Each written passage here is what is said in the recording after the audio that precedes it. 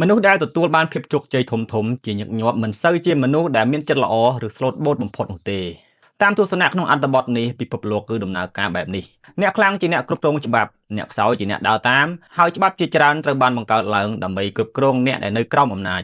យុទ្ធសាស្ត្រការប្រកួតប្រជែងអំណាចនិងនយោបាយសុទ្ធតែពាក់ព័ន្ធនឹងធម្មជាតិរបស់មនុស្សសូមគិតមើលមនុស្សដែលបែកញើសធ្វើការនៅការដ្ឋានសំណង់ភាគច្រើនមិនមែនជាអ្នករកប្រាក់បានច្រើនបំផុតនោះទេចំណែកឯមនុស្សដែលរកប្រាក់បានច្រើនវិញខ្លះមិនដែលស្គាល់សូម្បីតែទីតាំងការដ្ឋានផងអ្នកដែលធ្វើការច្រើនមិនសូវរកបានច្រើនរីឯអ្នកដែលរកបានច្រើនមិនមែនតែងតែជាអ្នកធ្វើការនោះទេ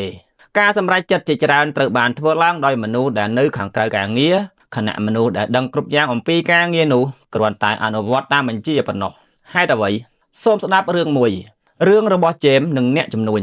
កាលពីយូរមកហើយមានអ្នកជំនួញម្នាក់បានជួលមេចុងភៅដ៏មានទេពកោសល្យម្នាក់ឈ្មោះជេមពួកគេបានបើកភោជនីយដ្ឋានតូចមួយជាមួយគ្នាជេមមិនបានវិនិយោគប្រាក់ទេគាត់គ្រាន់តែធ្វើការជាថ្នូរនិងចំណែកប្រាក់ចំណេញគួរឲ្យភ្ញាក់ផ្អើលណាស់ភោជនីយដ្ឋាននោះទទួលបានភាពជោគជ័យយ៉ាងខ្លាំងបន្ទាប់មកពួកគេបានបើកសាខាជាច្រើនទៀតហើយអ្នកជំនួញរកបានប្រាក់យ៉ាងច្រើនប៉ុន្តែជេមចាប់ផ្ដើមមិនសប្បាយចិត្តគាត់គិតថាភាពជោគជ័យទាំងអស់គឺដោយសារជំនាញធ្វើម្ហូបរបស់គាត់ប៉ុន្តែគាត់បែរជាទទួលបានចំណែកតែជាងគេទៅវិញ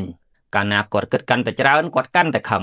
ថ្ងៃមួយជេមបានធ្វើរឿងមួយគាត់លាយថ្នាំបញ្ចុះលាមកចូលទៅក្នុងអាហារអតិថិជនជាច្រើនឈឺហើយបានដាក់ពាក្យបណ្ដឹងគេឈ្មោះភោជនីយដ្ឋានរងការខូចខាតយ៉ាងធ្ងន់អ្នកជំនួញត្រូវចំណាយប្រាក់យ៉ាងច្រើនដើម្បីស្ដារគេឈ្មោះឡើងវិញទីបំផុតគាត់ដឹងថាជេមជាអ្នកនៅពីក្រោយរឿងនេះការសម្រេចចិត្តដែលមិននឹកស្មានដល់មនុស្សភាគច្រើនប្រហែលជាបណ្ដេញជេមចេញភ្លាមប៉ុន្តែអ្នកជំនួញមិនធ្វើដូច្នេះទេផ្ទុយទៅវិញគាត់បានដំឡើងជេមឲ្យក្លាយជាអ្នកគ្រប់គ្រងភោជនីយដ្ឋានតែជេមមិនមានជំនាញក្នុងការគ្រប់គ្រងឡើយដូច្នេះអ្នកជំនួញបានដាក់គណនេយ្យករឆ្លាត2នាក់មកជួយគាត់ពួកគេគ្រប់គ្រងគ្រប់យ៉ាងជេមស្ទើរតែមិនចាំបាច់ធ្វើអ្វីសោះគាត់មានតំណែងល្អការងារស្រួលនិងប្រាក់ខែល្អប៉ុន្តែគ្មានទំនួលខុសត្រូវសំខាន់ឡើយហើយពេលវេលាក៏កន្លងផុតទៅ10ឆ្នាំថ្ងៃមួយជេមដឹងថាគាត់លែងចេះធ្វើម្ហូបនិងលែងចេះដឹកនាំផ្ទះបាយដូចមុនទៀតហើយគាត់ប្រាប់អ្នកជំនួញថាគាត់ចង់ចូលនិវត្តន៍មុនពេលចាក់ចេញអ្នកជំនួញបានផ្ដល់មូលប្រទានប័ត្រ$50,000ជាអំណោយលាគ្នានៅពេលនោះជេមបានសារភាពទាំងទឹកភ្នែកថា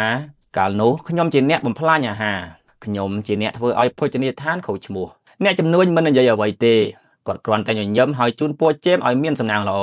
តើហេតុអ្វីបានជាអ្នកជំនួញធ្វើបែបនេះតាមរយៈរឿងខាងលើនេះមូលហេតុគឺជេមមិនមែនជាមនុស្សល្ងងទេគាត់ជាមេចុងភៅដែលមានសមត្ថភាពបើគាត់ត្រូវបានបណ្ដេញចេញនៅពេលនោះគាត់អាចទៅបើកភោជនីយដ្ឋានថ្មីហើយក្លាយជាគូប្រកួតប្រជែងដ៏គ្រោះថ្នាក់អ្នកជំនួញយល់រឿងនេះដូច្នេះជំនួសឲ្យការបណ្ដេញគាត់ចេញគាត់បានផ្ដល់កន្លែងដែលមានផាសុកភាពឲ្យជេមហើយទុកឲ្យពេលវេលាធ្វើការរបស់វានៅទីបញ្ចប់ជេមបានចំណាយពេល10ឆ្នាំដ៏មានតម្លៃរបស់ជីវិតក្នុងការអង្គុយស្រួលដោយមិនអភិវឌ្ឍជំនាញរបស់ខ្លួនរហូតដល់ជំនាញនោះធ្លាក់ចុះតាមសារនេះវិធីដែលមានប្រសិទ្ធភាពបំផុតក្នុងការបន្សាបការគំរាមកំហែងមិនមែនតែងតែជាការប្រឈមមុខដោយផ្ទាល់នោះទេពេលខ្លះគឺផ្ដល់ឲ្យមនុស្សនោះនៅអ្វីដែលពួកគេគិតថាចង់បានហើយទុកឲ្យពួកគេបាត់បង់ភាពមុតស្រួចរបស់ខ្លួនដោយខ្លួនឯងមេរៀនដែលអត្ថបទចង់បង្ហាញគឺសូមចងចាំថា